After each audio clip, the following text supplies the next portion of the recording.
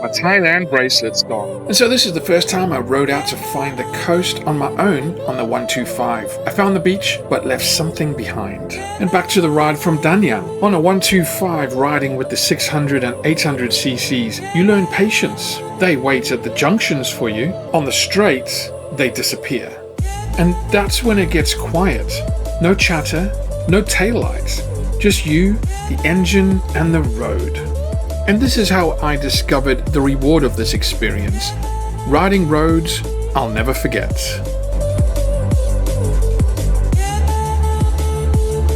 And this was the rhythm of the journey. Ride, stop, climb, point at something you can't pronounce, and sit with a view you'll never forget.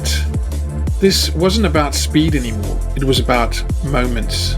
In South Korea, Daejeon was my home for 6 years. Low buildings, tangled wires, streets that folded in on themselves. This was Jungni-dong. I loved it. It taught me how to live there. But something in me was starting to look outward. Just down the road was a traditional Korean clinic. First time I tried acupuncture, and it influenced me more than I understood back then. And then there was the bike. That's when the map started opening up. And so it wasn't long before the 125 was taking me out west. So I passed pink buildings, past Gongju, the last town before the mountains, and then it's just road. I didn't know where I was going, only that I was heading west. And it wasn't long before I reached Muchangpo Beach, but it really wasn't quite what I was looking for. Somewhere less crowded would have been more suitable to swim. So I headed south on the coastline looking for a better beach, something more secluded. And how much easier on a bike it was to explore. And there I could see it in the distance, the coastline I was looking for. So I headed round, finding another way in. And this is where the motorcycle comes into its own, where you can just drive around and find the perfect spot and the perfect beach. This is Doksan, and this was what the ride was all about. I had to go for a swim. The water was cold, but I didn't hesitate.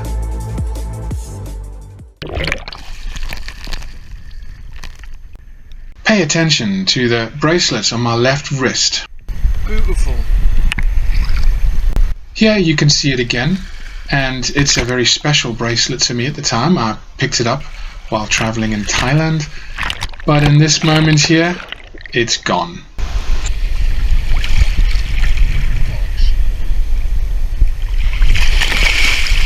My Thailand bracelet's gone. At least the camera's still here.